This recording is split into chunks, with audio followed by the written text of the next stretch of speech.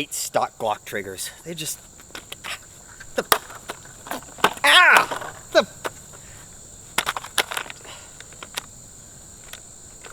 Let's get to work.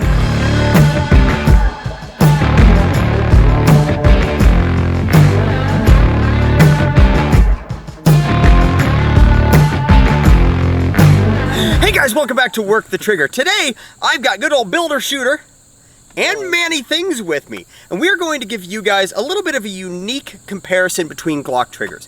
So everybody has seen the standard Glock trigger videos where they do a review of just that trigger. But that's not the whole story with Glocks. Not only do we have a number of different triggers out there, but not every Glock trigger starts off the same. So today, we are going to give you a look at 5 different Glock triggers and how those Glock triggers improve from the stock trigger. What we're going to be doing today is we are going to be taking 5 100% stock Gen 5 Glocks. We're going to be ranking the trigger systems from 1 to 5, worst to best. Then we're going to be upgrading those triggers. We have triggers from Overwatch Precision, Continuous Precision, Empire Performance Built Firearms, Apex Tactical, and Agency Arms. We're going to be putting these triggers into Glocks to tell you exactly what they improve upon and how they compare to each other. So, without further ado, let's get to work.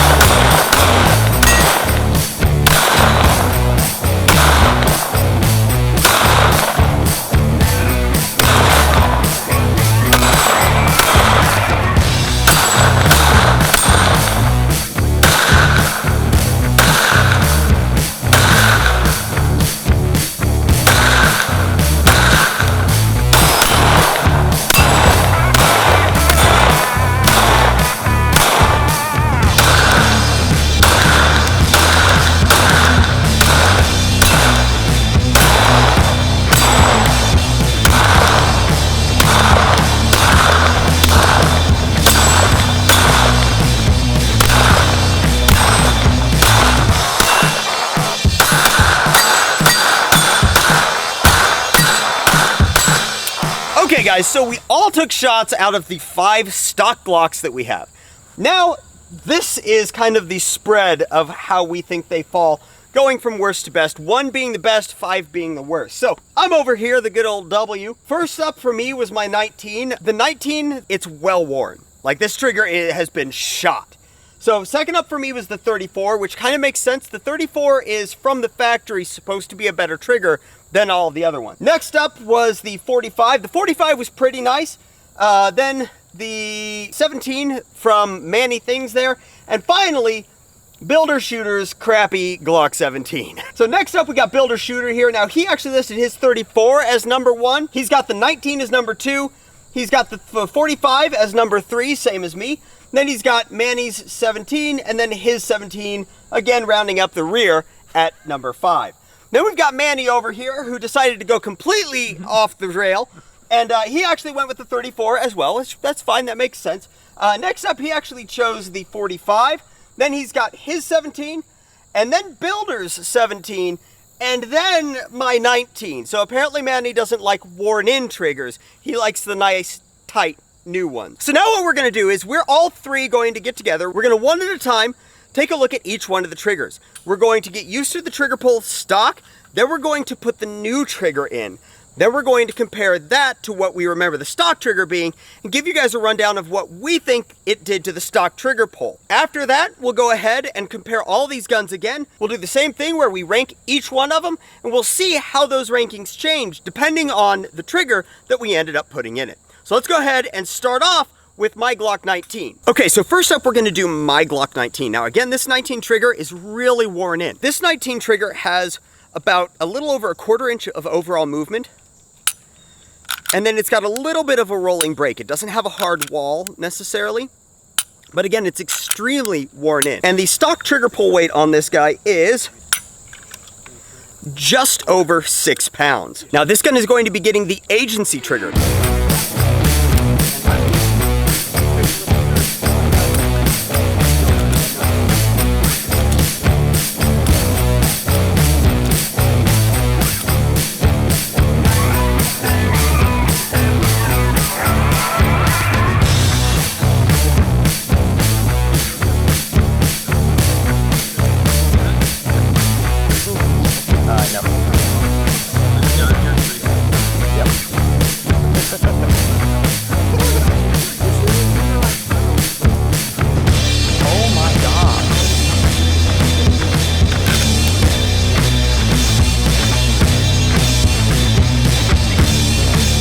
Okay guys, so we've got the agency trigger in here now. First of all, let me talk about swapping the trigger on a Gen 5 Glock. So swapping triggers in Glocks, always been pretty easy, right? The Gen 5, I just swapped the trigger in under 2 minutes, which even like with a Gen 4, that's a pretty quick trigger change. This was no problem, and I have never swapped the trigger on a Gen 5 before. Okay, so now let's get into the trigger. So the trigger now, again, this is the agency. Okay, the pre-travel of this trigger significantly reduced. You pull right into the compression of your spring on this one. You hit a pretty firm wall. It's got a little bit of creep, and then you've got the break. It is still a bit of a rolling trigger, but significantly less rolling than the other one. I actually think the trigger pull weight might be a little bit more on this one. We'll check that in just a second. But overall, this has completely changed the trigger profile of this particular trigger. Okay, so the trigger pull weight is now, oh, no, it's actually a little bit less. It's just under 6 pounds, which for me, for a duty trigger, is kind of perfect. Let's go ahead and bring Builder Shooter over to let you know his thoughts on this one. So I wasn't anticipating this being as nice as it is, but it took, I mean, as soon as you press this dingus, which I'm allowed to say because I'm not work, as soon as you depress that dingus, I mean, you have virtually no travel, and then a solid wall. I mean, this is better than I would have thought any of the triggers would end up being, and yeah, I'm very impressed with this. Also, I mean, not that it really matters for use, but the color of this trigger is beautiful as well. So with that, I'm going to hand it off to Manny things and see what he thinks. Why, thank you, Builder. Oh, this is my kind of trigger, guys. It's crispy. I like this. You should go buy one of these. So that's the agency trigger upgrade for a Gen 5 Glock. I'll be honest with you guys, this did way more than I thought it was going to. The agency trigger goes for about, I actually paid $150 shipped for this one. MSRP's for around $135, which is generally what you're going to see with these triggers. We do have one that's an outlier at $150 plus shipping, but still they're all going to be around that $130, $150 price range. This one's $135, and guys, you can't go wrong with this thing. I am amazed, downright amazed at the quality of trigger pull on this. Let's go ahead and jump over to Manny 17 and see how the continuous precision does in that one. Okay guys, so now we've got Manny Things Glock 17. So this one,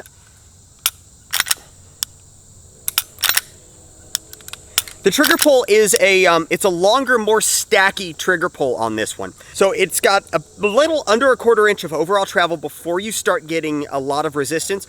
And then that resistance builds up quite a bit as you pull back to a decent break. And then as you release, it's got a pretty standard Glock reset. This one I think has a little bit more noticeable creep than the 19, just because the 19 has been worn in a little bit more. So as you hit that wall in the 19, you roll in a little bit more than this one where you hit a firm wall. Okay, the trigger pull weight on the 17, okay, that one was 6.5. So we're looking at about a 6.5 pound trigger on the 17 here. Let's go ahead and replace this one with the continuous precision and see what it does. What do you mean?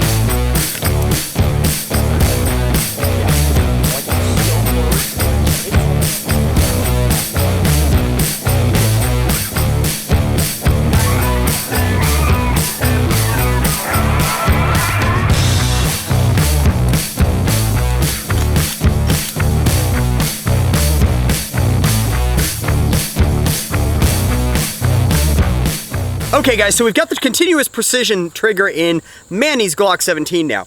So this one,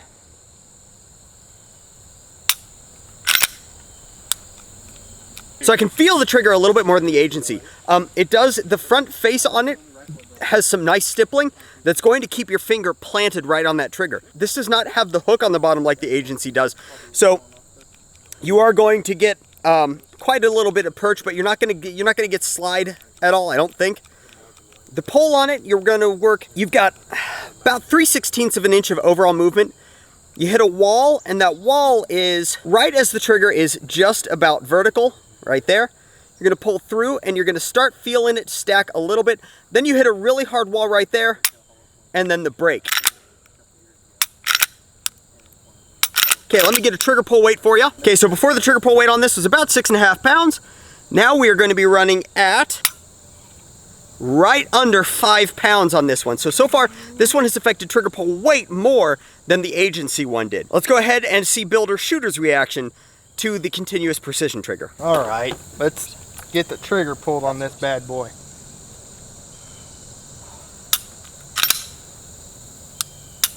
Wow. That reset is tiny. It has a little bit more aggressive texture on it than I'm used to. It's got vertical serrations on it, but it's definitely not something I would complain about. You get used to it pretty quick, I think. As far as trigger pull goes, it is smooth. Being a left-handed guy, I put a lot more pressure on the gun right here, and I bind up the trigger bar, and I can feel the trigger bar moving, but I can also feel that it's very smooth in there, so it's not much of an issue. So with that, I will pass this bad boy on to its owner, Big Daddy Manny. Well, thank you for calling me big. At least somebody did. Okay, visual impressions. It's nice. It's got a flat face, which is better than a stock trigger. The vertical striations, like Builder mentioned, are very nice. It's very different. The dingus quickly goes away. I'm at the 90. Still more pressure. Oh, okay. Slip down the sights and do this. It's very easy to not feel like you're pulling downward motion on this flat face trigger, which is nice. It's nice. I like it. It's and how it works at the trigger pull greatly reduced, which is nice for me. So, all right, guys. Next up, we've got Builder Shooter's 17. So, Builder Shooter 17 is one of the worst stock triggers of the bunch. It's heavy. It's long. It's the epitome of what you think stock bad Glock trigger is. It's got a long trigger pull. It's got a lot of stack, and then a lot of creep after the stack. So we've got, again, about a 1/4 inch of initial, and then you hit a pretty heavy wall, and you just pull through, and it's just not comfortable. Not only that, but his trigger safety bar here does not fold flat, so you really feel that on this particular one. Let's go ahead and grab the trigger pull weight. So the trigger pull weight of the 17 is... Okay, so this one is still about 6.5 pounds, which was the same as Manny's 17 was, but it feels significantly heavier, probably because the stacking hits way earlier and you're pulling a lot of that 6.5 pounds through the majority of the trigger pull prior to actually breaking the trigger.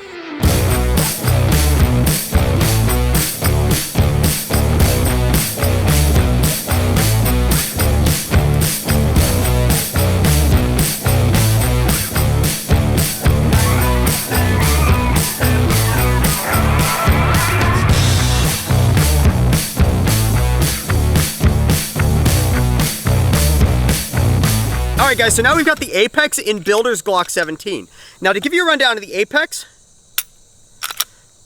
it's pretty standard Apex awesome. It does have a little bit more take up than the Agency, but just a little bit. Like the Agency moves maybe a 1/16 of an inch, this moves maybe an 1/8. The trigger safety on this, super easy to press back, and it's nice and wide so you're not gonna feel it on your finger, and it does actually fold back flat when you press it. So pulling back, you've got about 1/8 of an inch till you hit the wall. It's not a super heavy wall. You've got a little bit of creep, but not a whole lot. It's not quite a rolling brake. It does hit a pretty good wall, but then it's just steady pressure the rest of the way back. Let's go ahead and check the trigger pull weight on this. Now the trigger pull weight before was 6.5 pounds. Now we're looking at exactly 5 pounds for the trigger on this gun. The reset on this one, not quite as audible as the Continuous Precision. The Continuous Precision so far has the best reset of the bunch, but the trigger pull is significantly better on this than it was. Let's go ahead and get Builder Shooter's opinion on his Glock 17. Well, the trigger that was in here from the factory was my first Gen 5 trigger, and I was really excited because everybody said that the Gen 5 trigger is better and all this stuff, and I got it and took it out of the box and dry fired it, and I was like, well, that's not better. That's not better at all. So I went over to Work's house and I was like, give me your Glock 19. So he did, and I was like, well, that's better. Why isn't mine better? So now that I've complained about my trigger that's not in this gun anymore, let's see. Oh yeah, that's better. The reset is a little bit longer than the Continuous Precision, and like Work said, the reset isn't quite as audible. It feels incredibly smooth. The Agency and the Continuous Precision, to me, although they're really incredible triggers, they almost felt a little tight, and this just feels smoother. It does have a little more play as far as travel in it, but I mean, compared to what it was, this is a night and day difference. Apex is just really that good. So I will now hand it over to Manny and see what he thinks about this beautiful gun that I own now. Aesthetically, it's a nice color. I'm not a big fan of Apex's aesthetic appearance, but let's get past the appearances and look at how it feels. Okay. A lot of travel on this, but ooh. Might have a, I'd say this is rolling. It's a nice rolling brake. Smooth. I like it. But hey, it was probably a hell of a lot better than the stock trigger in this thing. All right, guys, so next up we've got Builder's Glock 34. Now the Glock 34, if you remember, actually has one of the best triggers. It was number 1, number 2 in all of our rankings. That's because it does from the factory come with already a better trigger. So the 34's trigger is, again, you've got the standard Glock take up, and then it's a much harsher wall, very quick break. It's not as much of a rolling trigger as some of the other ones. This is just pull, hit the wall, immediate break. There's not nearly as much Glock slop in that pull as we see with some of the other ones. The trigger pull weight on the 34 here is right at about 5.4 pounds. So we are also looking at a lighter pull weight with the 34, which again is to be expected because it is a better trigger from the factory. Lighter weight, shorter pull. Let's go ahead and toss the Overwatch Precision in our Glock 34 here and see what it does.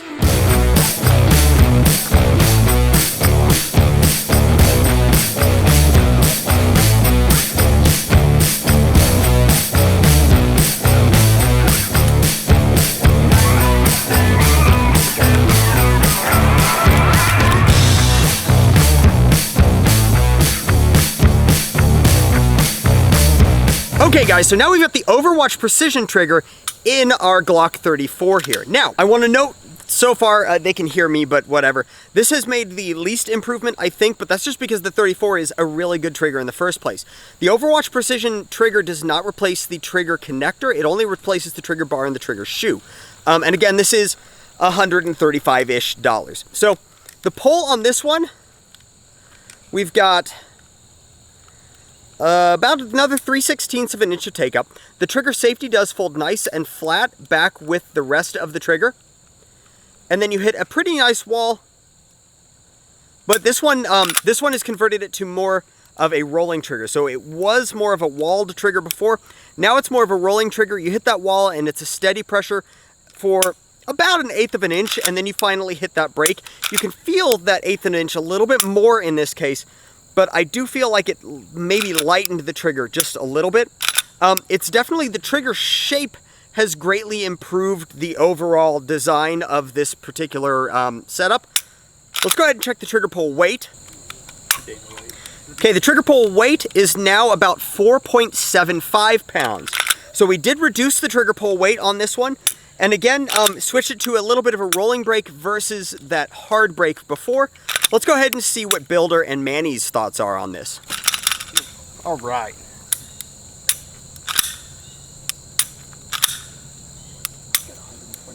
So I will say that the 34, in my opinion, had the least to improve on. It was a pretty fair trigger already to start with. The other triggers that we have, they came with the 3.5 pound connector or whatever that is. The 34 came with that from the factory, and that's kind of why we decided to put the Overwatch in there, because at the end of the day everything would end up the same. As far as feel, the actual feel on my finger, this Overwatch is probably the most comfortable trigger so far. It's pretty looking too. Like Work said, it's more of a rolling brake as well.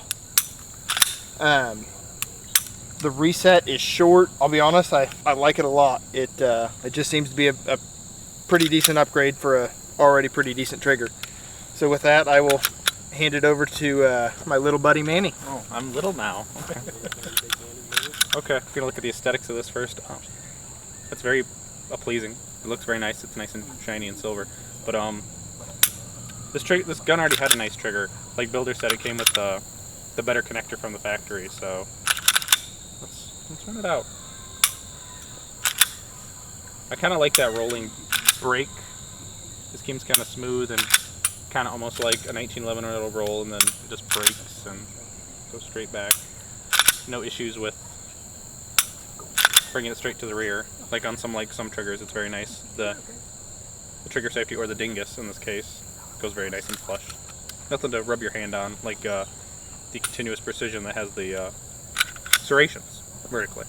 All right, last up we've got Builder Shooter's Glock 45. Now, the 45 he's got plans for. He actually wants to Gucci this thing.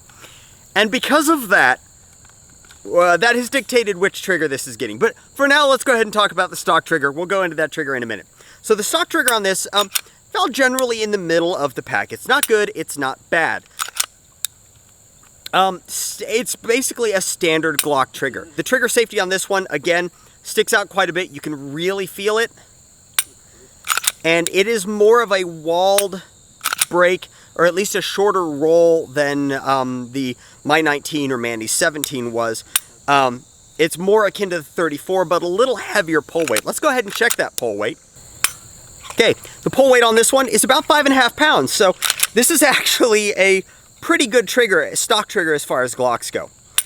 Now let's talk about the trigger that is going in this. This is getting an Empire Stiletto Trigger. Empire actually gave us this trigger.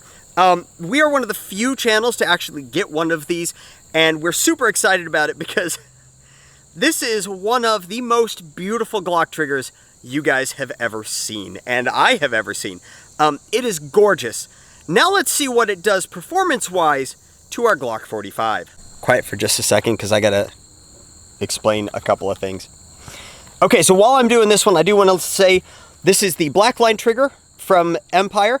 It does actually come with a new trigger block, a new connector, all of that good stuff, which means the springs are already done. And it comes with a Glock takedown tool, an actual name brand one. So you get a little bit of extra stuff. They give you a nice little card and a sticker. Let's go ahead and get this thing changed.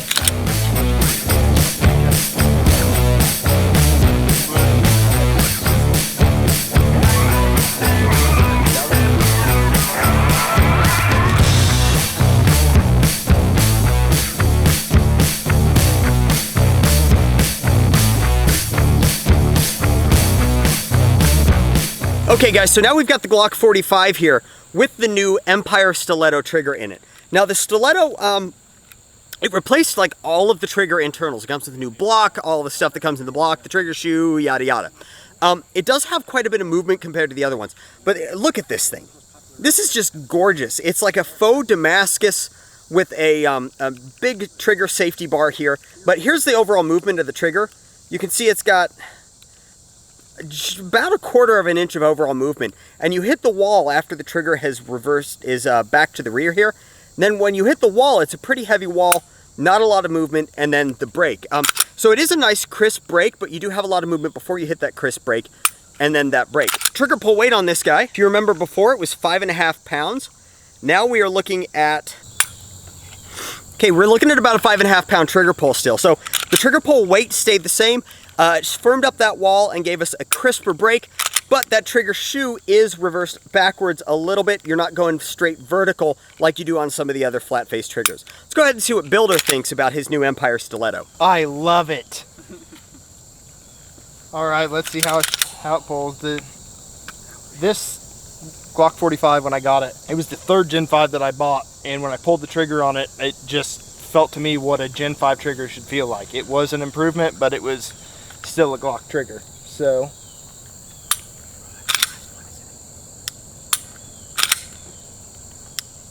with the dingus in here that says Empire on it, which is awesome.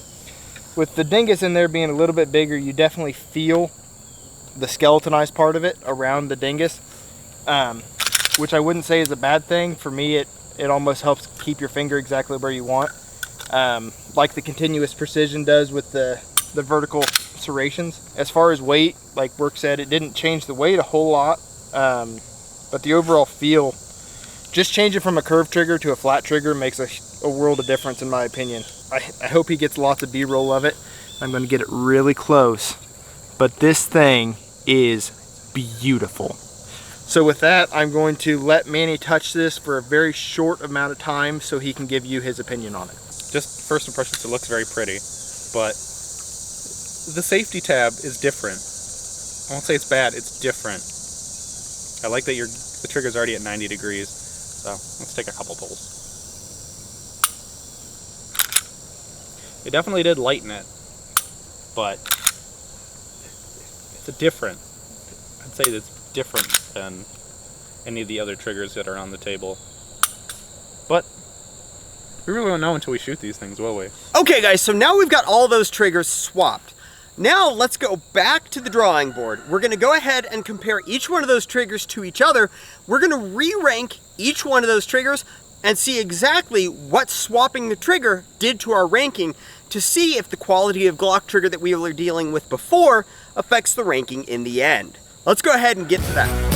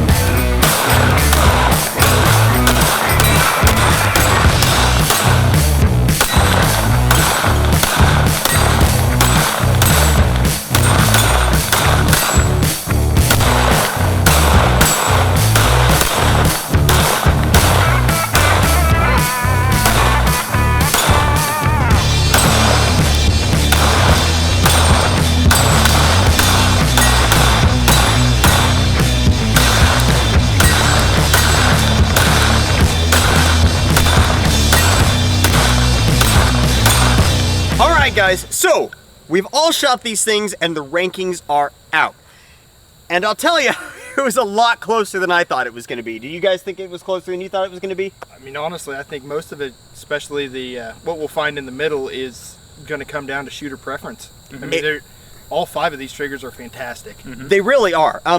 Now, every single one of these triggers has a price point of about $135, except for the Empire Stiletto. That sets in at about $150 with the black set that we got. And you can see why when you get it. It does come with the new trigger block. It's just got a lot more machining time into it. But let's go ahead and hit the rankings of these triggers now to see where they fall. So I've got at number 1, the Overwatch Precision trigger in the Glock 34. Now, if you remember before, the 34 was my number 2 slot. It has now moved up to the number 1 slot, meaning that the Overwatch Precision trigger may have had a little bit more of effect on that. You can notice down here on the 34 also, everybody had the Overwatch trigger in the 34 as their number 1 spot. Now, a big part of that might be the stock connector in the 34. The stock connector in the 34 is nicer than a standard connector in all of the other Glock triggers. Now, if you remember before we put those triggers in, both Manny and Builder had that set at number 1. I had that set at number 2, so it was already super high in the rankings. And being number 1, not the biggest surprise, but it does give us an idea of how that Overwatch trigger is going to work if your stock Glock trigger is already pretty nice. Next up, I've got the Agency trigger. Now, the Agency trigger in my 19, it firmed up the trigger pull and gave us a harder wall. Now, I had my 19 as the number 1 trigger, and the Agency dropping it down a little bit. So the Agency does not come with a connector. So now we're going to kind of see what having a better connector is going to do, along with replacing that trigger bar and trigger shoe. You can see that it dropped us down a little bit. So maybe not having that trigger bar in the Agency, maybe it's not necessarily that it hurts us, but it does affect the overall value of quality of the trigger that you're gonna end up getting. So the Agency trigger for everybody else, Manny's got it at number 3. He did have it as last before, which means that he bumped that trigger up 2 places in that exact same gun. So we can kind of see now where that trigger is helping us out, even with people who didn't like the stock trigger before. Builder here had it at number 2, and it remains tied with 2nd place. You can see here, Builder is a little bit indecisive. All right, next up, I've got the Apex trigger in Builder's 17. Now, if you remember back, the 17 was my 5th place trigger. Now it's sitting at a solid number 3, and I actually had it at number 2 until I went to dry fire, and then I swapped that in the Agency, which means those 2 triggers are so neck and neck, it is 100% user preference on those 2 triggers. You can see that both Builder and Manny had that trigger at number 2 in their overall listing, right below the Glock 34. Which, again, before we replaced these triggers, that was for Builder the number 5 worst trigger, and for Manny the number 4 trigger. So to have that solid in either the 2nd or 3rd spot is a pretty big jump. So, good job, Apex. All right, next up for me, we've got the Empire trigger. So the Empire trigger, it's not a bad trigger. It's actually a really, really nice trigger. And I liked the trigger a lot. You can see both Manny and myself had it listed at number 4. Mr. Indecisive here did have it as tied for number 2. He's got a little 4 there. I don't know what the hell's going on with that. Before, we all had the 45 ranked kind of middle of the pack. Now again, I wanna really emphasize that this is not the actual quality of like comparison of how these triggers are going to do. It's more of a comparison to how much improvement these triggers are going to give you. And when looking at that, the Empire is going to give you more of a cosmetic upgrade, because I'll tell you right now, the Empire trigger is one of the best looking triggers of this group, but the improvement that you're going to get from it isn't maybe quite as much as some of the other triggers. Now, you're still going to see an improvement. It is still a better trigger than that stock trigger. Every single one of these was a drastic improvement from that stock trigger, but the Empire is going to fall right around number 4. And the last place trigger, now again, I use last place very despairingly because the trigger preferences between all of these was so tight, it was really hard to rank these. But the Continuous Precision is ranked up towards the top. It ended up being a little bit heavier of a trigger pull, but I did like the trigger design on there. It felt like it centered your trigger really well on that thing. So we had Manny's trigger before placed at number 4 across the board. So to move that down to number 5, again, it's still an improvement, it's still a better trigger, and it's not saying a lot about Continuous Precision, but it is saying that it started off with one of the more questionable triggers, so it maybe wasn't as big of an upgrade on the other ones. Manny, Builder, do you guys have any final thoughts about what we're seeing here? I wouldn't hesitate putting any one of these triggers in my gun or 3 of my guns. So, as indecisive as I am, you could give me any of these 5 triggers and I would be pretty stoked about it. Yeah, Manny? I can attest to what a builder is saying. You could go with any of these triggers and you'd be just fine. They're very safe, reliable, and for the money, you're getting a really good trigger either way. It's all about preference. So like that Overwatch, it's just how you like that break and the components prior to making it a very nice trigger. Yep. All right, guys, so that is it. That is our ultimate Glock trigger shootout, comparing 5 different Glock triggers to the 5 different varieties of Glock trigger that you can get before and seeing where they land. Thanks for joining us, guys. Remember, if you like this video, go ahead and like and subscribe.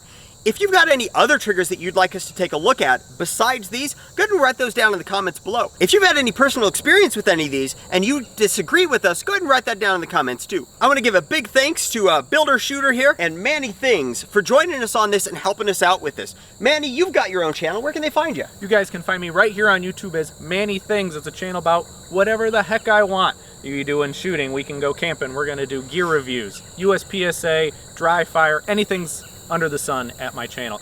If you want, I post 2 videos a week, one on Tuesdays, one on Fridays, right at 10 a.m. Eastern Standard Time, so go check it out at Manny Things at YouTube.